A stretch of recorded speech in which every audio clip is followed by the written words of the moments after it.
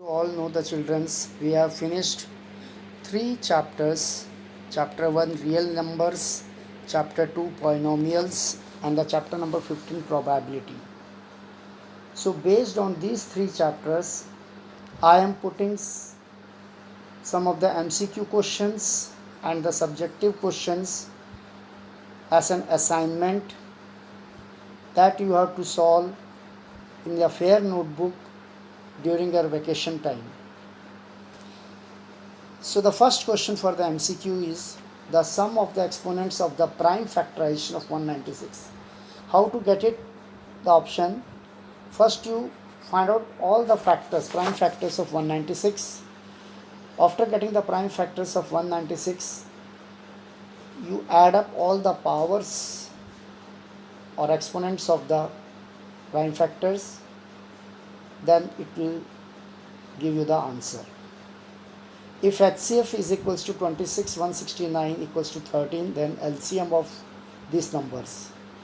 Since I have told you the relation between the HCF, LCM and the two numbers is given by HCF into LCM equals to product of two numbers. By applying this formula, you can calculate your answer. The smallest number by which root 27 should be multiplied so as to get a rational number.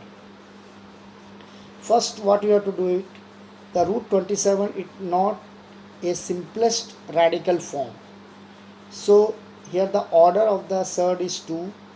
27 we can take it as factors 3 into 3 into 3, and the simplest form of it will get it as 3 root 3. Now we have to remove this root 3. So what number we have to multiply? By which quantity we have to multiply 3 root 3 so that the radical sign will be vanished out? So 3 root 3 into root 3 if we do it, so root 3 into root 3 we get 3, 3 into 3 9, so our correct option will be root 3C. The decimal expansions of the rational numbers 14587 upon 1250 will terminate after.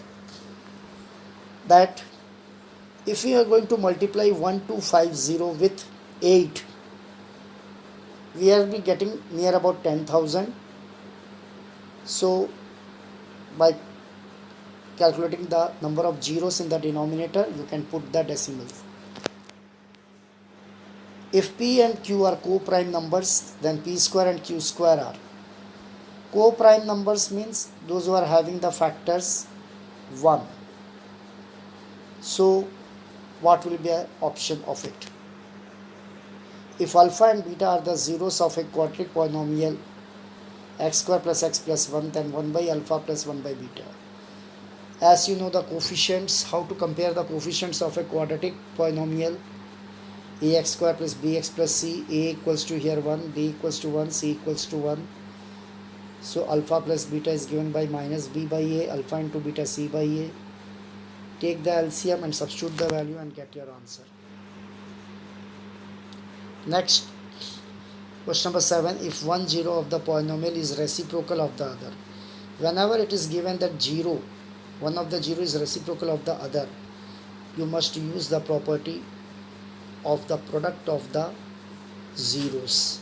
We are having two properties, sum of the zeros and product of the zeros. So you have to apply product of the zeros and you can calculate your answer.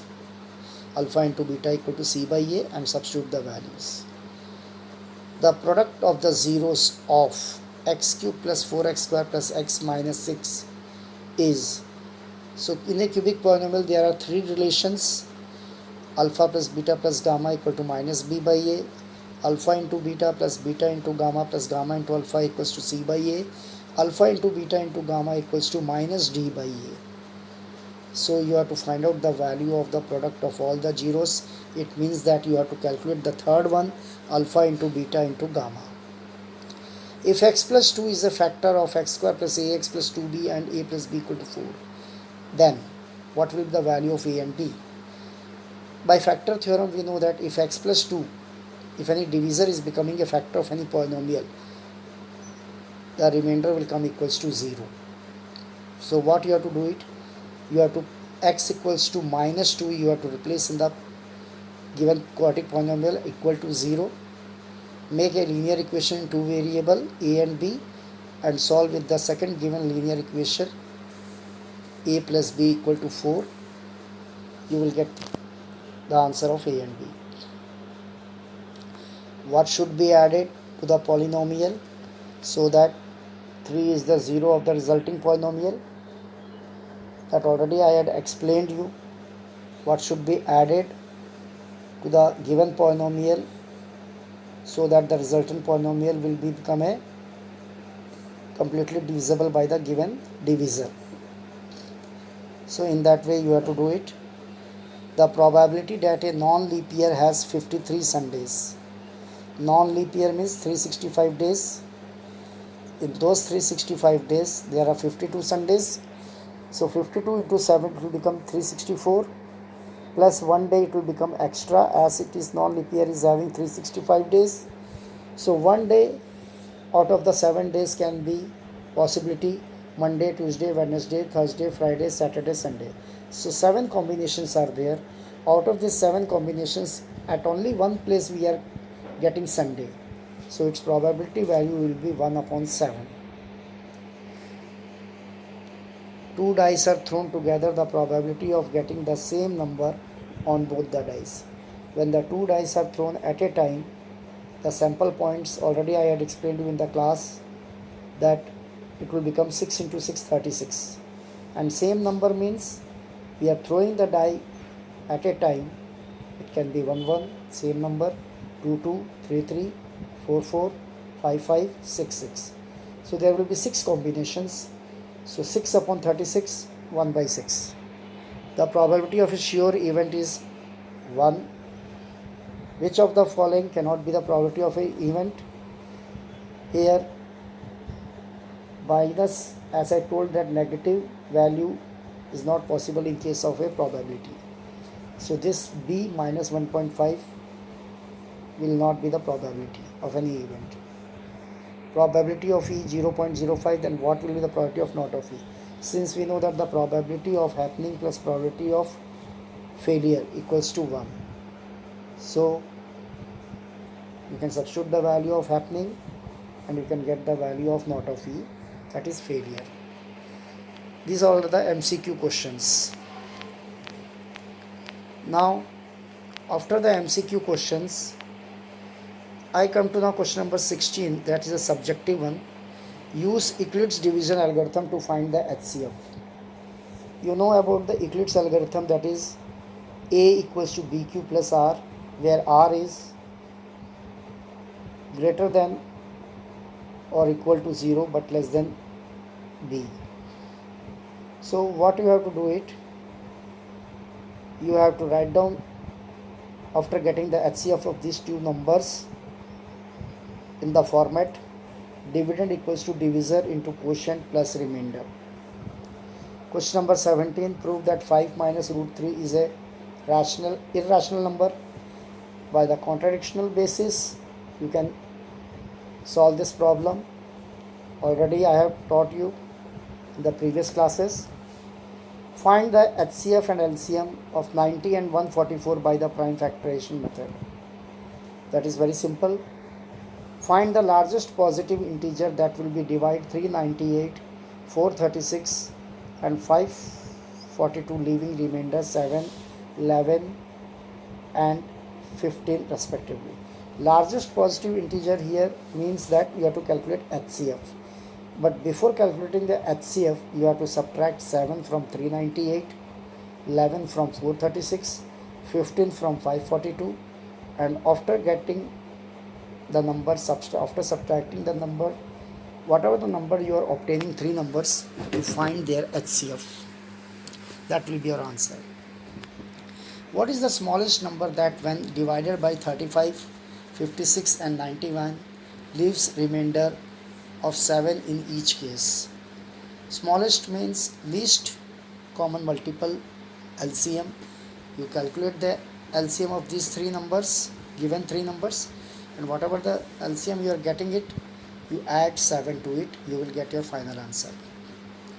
Find the zeros of the and verify the relationship between the zeros of the coefficients of a quadratic polynomial. So here the coefficients are root 3, that is a, b 10 and c is 7 root 3. And as we know that for finding out the zeros of any type of polynomial, that particular polynomial must be equated to 0. So you just equate this quadratic polynomial equal to 0, so that you can apply the splitting middle term formula. You will get two linear factors, get the two linear factors and then get the two values of x that will represent alpha and beta, and then you can able to verify alpha plus beta equals to minus b by a and alpha into beta equal to c by a. If alpha and beta are the zeros of the quadratic polynomial 4x square minus 5x minus 1, find the value of alpha square beta plus alpha beta square. Here what you have to do, first you calculate the value of alpha plus beta minus b by a and alpha into beta c by a. And now what you have to do, you take common alpha beta from both the terms. When we take alpha beta common, we are left out in the bracket alpha plus beta. So directly you can substitute the value of alpha beta and alpha plus beta and get your answer. Given that root 2 is a zero of the cubic polynomial 6x cubed plus root 2x square minus 10x minus 4 root 2, find its other two zeros. So here it is asked to find out all the zeros. Whenever it is asked to find all the zeros or remaining zeros of the polynomial, first you have to see about that which type of polynomial it is. Either it is cubic or biquadratic. If it is biquadratic, there will be 4 answers. If it is cubic, there will be 3 answers. But here in the question, one of the zero is given to us.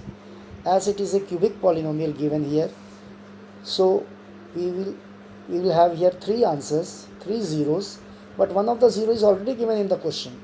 So it means that we have to find out only 2 zeros. So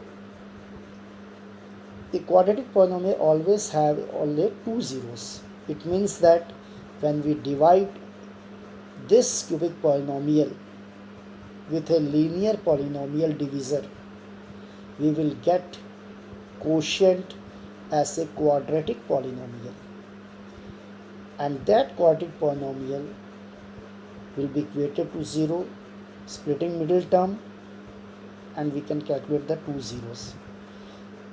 Why the divisor will be in the linear form only? Here only as the 1 0 is given. When 1 0 is given, it means that divisor will be in linear form. If 2 zeros will be given, then the divisor will be in the quadratic form, quadratic polynomial. So only root 2 is given, so we can take x equals to root 2. When we transpose, x minus root 2 हो जाएगा. That x minus root 2 will be the divisor, or you can say that will be the factor of the given cubic polynomial. When I told just now that it is a factor, तो उसी समय दिमाग में strike कर जाना चाहिए कि जब इस क्यूबिक पॉलिनोमियल को मैं x minus root 2 linear polynomial से डिवाइड करूँगा, 100% I will get the remainder 0. Remainder 0 आना कंपलसरी है. अगर रिमाइंडर 0 नहीं आ रहा है तो कहीं ना कहीं आप गलत हो रहे हो. After getting the remainder 0, you proceed to the quotient. Equate that quotient polynomial equal to 0 and simplify by splitting the middle term. That's all. In the same way, question number 24, that is a biquadratic polynomial and 2 of the zeros are given. As I told in the previous question, biquadratic polynomial, in cubic polynomial there will be 3 zeros. Now there will be 4 zeros here in question number 24, and the 2 of the zeros are given. So our divisor will become as x square minus sx plus p application formula. So divisor will be in the quadratic form, divisor in quadratic form, dividend in the biquadratic polynomial. So quotient will be in the quadratic form, as you have to calculate only 2 of the remaining zeros. That's why. And the remainder must be 0 after division, otherwise it will be wrong. Now question number 25, find the value of a and b so that the given polynomial is divisible by x square plus 1. What you have to do here also, there is a concept. The concept says that the dividend is in the form of a biquadratic and the divisor is in the form of a quadratic. So your quotient must be of form quadratic, correct. It will be in the quadratic form. But here the remainder will not equals to 0. Listen carefully. Here the remainder will not come equal to 0. Then what will be the remainder? Then what will be the remainder? Can you tell me?